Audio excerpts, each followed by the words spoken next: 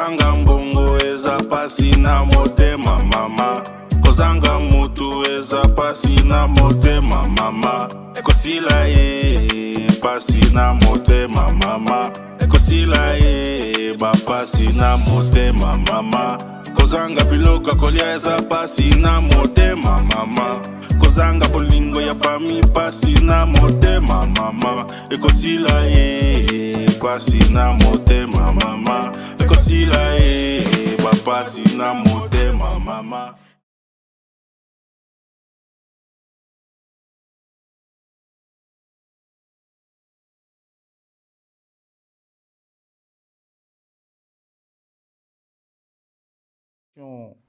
De certaines composantes de notre peuple, l'institutionnalisation du tribalisme et du népotisme,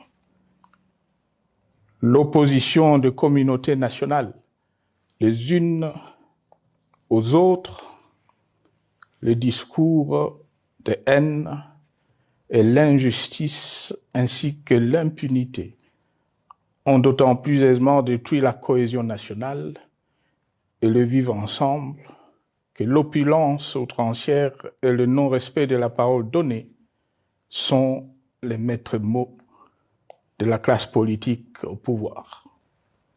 Ce qui a rendu le pays fragile et donc vulnérable. Plus grave, le repli identitaire, dangereux pour l'édification de toute nation, a refait surface avec ces vieux démons dont l'intolérance et la division est circonstance aggravante. Cela est non seulement toléré et impuni, mais aussi et surtout véhiculé et financé par les tenants du pouvoir. Face à cette dérive, le Parlement a abdiqué de sa mission constitutionnelle de contre-pouvoir. Il a ainsi cessé d'être le temple de la démocratie, le lieu par excellence de l'expression législative et la volonté du souverain primaire, pour ne plus être qu'une chambre d'enregistrement de la volonté d'une seule personne. Quant à la justice, garante constitutionnelle de liberté publique et du socle de valeurs, qui structure notre identité et forge notre unité, elle a complètement démissionné de ses responsabilités, se laissant ouvertement instrumentalisée à des fins politiques. Elle n'est donc plus qu'un instrument d'oppression d'une dictature qui tente désespérément de survivre à contre-courant de l'histoire, par la terreur et l'imposition de la pensée unique. Rôle peu louable qu'elle partage avec les milices tribales, ainsi que la police et le service de renseignement, eux aussi détournés de leur noble mission de protection des citoyens et de sécurisation de l'État. Sur le plan économique, la situation est de plus inquiétante. Malgré l'augmentation des recettes publiques, essentiellement due à l'arrivée à maturité de toutes les réformes courageusement votées de 2002 à 2018, notamment le nouveau code minier, forestier, des hydrocarbures, des assurances et de la sous-traitance, et un niveau d'aide financière accrue de la part des institutions de Bretton Woods. Aucun investissement n'a été réalisé pour doter le pays d'infrastructures modernes, soutenir de réformes structurelles et stimuler la croissance. Par contre, l'inflation et la dépréciation monétaire, jadis vaincues, sont de retour. La corruption et le détournement de deniers publics ont atteint un niveau inédit. Et l'endettement public que nous avions maîtrisé de 2010 a de nouveau grimpé en flèche, dépassant la barre de 10 milliards de dollars et suscitant des inquiétudes légitimes quant à la solvabilité à moyen et long terme du pays. Les conséquences sur le plan social sont aussi dramatiques. Aggravation du chômage, accumulation des arriérés des salaires des agents de l'État, baisse drastique du niveau de vie de la population et recrudescence du banditisme urbain, de l'exode rural et de la famine dans un nombre croissant de provinces. Les Congolais sont désormais en proie à une véritable angoisse existentielle. Parmi les victimes résignées de ce gâchis se trouve en bonne place notre jeunesse, qui a été pourtant de tout le combat démocratique et qui a beaucoup cru aux vertus de l'alternance pacifique. Aujourd'hui, sans repère ni perspective sérieuse du lendemain, ils se sont abandonnés, laissés à la merci des entrepreneurs de conflits et de vendeurs d'illusions de tous bords. Rien de ce qui lui a été promis depuis 6 ans n'a été réalisé. À cette jeunesse désabusée, comme à l'ensemble de notre peuple, nous tenons à donner une assurance. L'échec d'un régime compromet, mais ne scelle pas définitivement le sort d'un peuple. Mes chers compatriotes, s'agissant de la situation sécuritaire, dans les grandes agglomérations comme dans nos campagnes, elle est partout plus que préoccupante. C'est le cas notamment au nord Kivu, au sud Kivu, en Ituri, au Maniema, au Tanganyika, au Katanga et au Mai-Ndombe, province pourtant voisine de Kinshasa, capitale du pays et siège des institutions.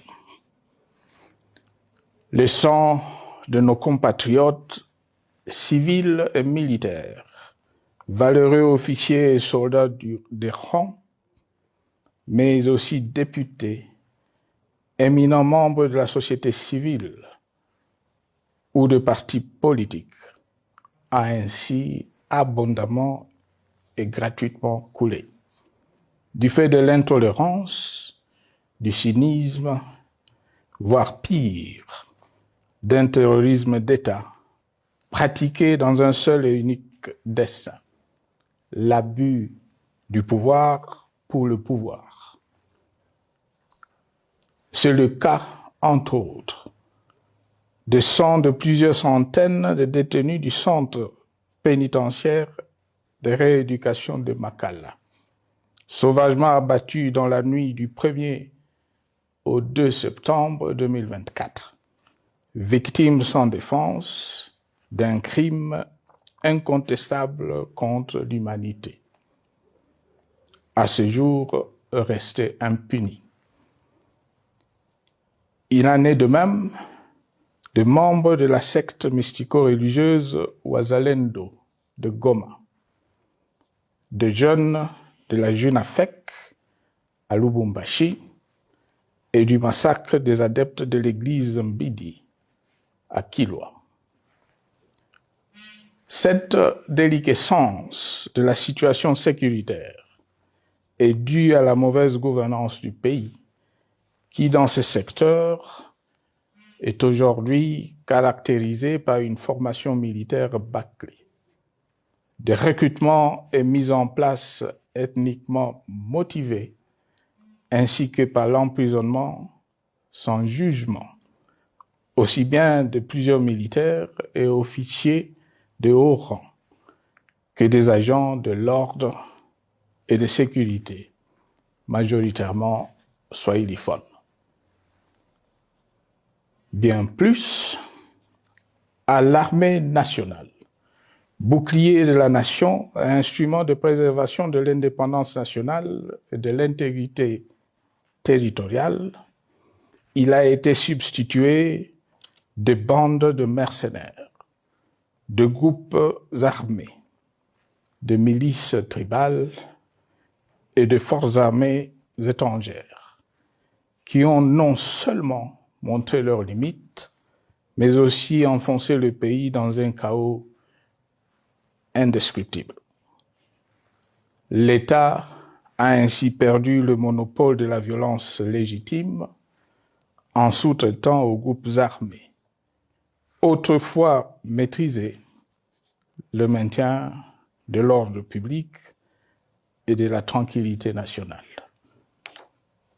Et comme si cela ne suffisait pas, l'armée nationale est vilipendée, conspuée et tournée en dérision par les autorités qui n'assument jamais rien alors qu'elles sont censées veiller à sa consolidation et à sa respectabilité.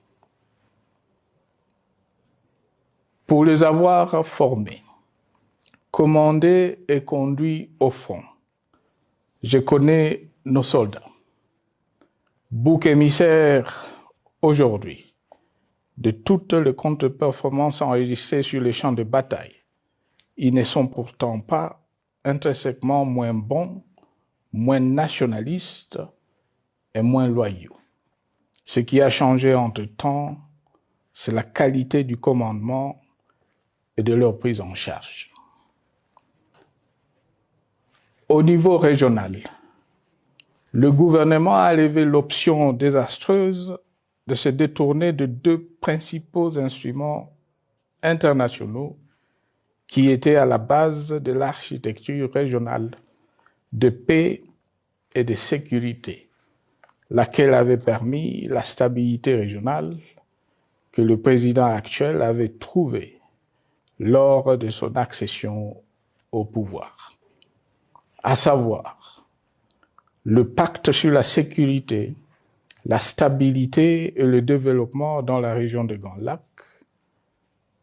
et l'accord cadre pour la paix, la sécurité et la coopération pour la République démocratique du Congo et la région. Plus grave encore, en faisant de forces négatives, les FDLR, ainsi que des centaines de groupes armés congolais, des supplétifs des forces armées de la République démocratique du Congo, le gouvernement a ouvert la voie à la régionalisation du conflit, avec des conséquences inévitables sur la stabilité de la région. Mes chers compatriotes, alors que sur le plan institutionnel, politique, économique et social, les fondamentaux avaient été établis et que le pays avait été placé sur la rampe de lancement, prêt à décoller. Nous voici, hélas, en un temps record, soit 6 ans, de nouveau à la case de départ. Seul d'un État failli, divisé, désintégré, au bord de l'implosion, inscrit en bonne place au palmarès de pays pauvres, le plus corrompu et très endetté. En atteste tout le rapport tant du Conseil de sécurité des Nations Unies que ceux sur l'indice de développement humain et sur la pauvreté. La crise qui déchire notre pays est donc profonde et multidimensionnelle. sa solution doit être nécessairement globale. Toute autre approche n'a donc aucune chance de conduire à une paix durable. Bien plus, le Congo est intemporel. Il n'appartient pas à tel ou tel régime politique. Ce dernier étant, par définition, rotatif et donc passager en démocratie. Kozanga mbongo eza pasi na motema mama. Kozanga mutu eza pasi na motema mama. Ekosila pasi na motema mama. Ekosila ba pasi na motema mama. Kozanga biloka kolia eza pasi na motema mama. Kozanga bolingo ya fami pasi na motema mama. Ekosila pasi na motema mama. Ekosila ba pasi na motema mama.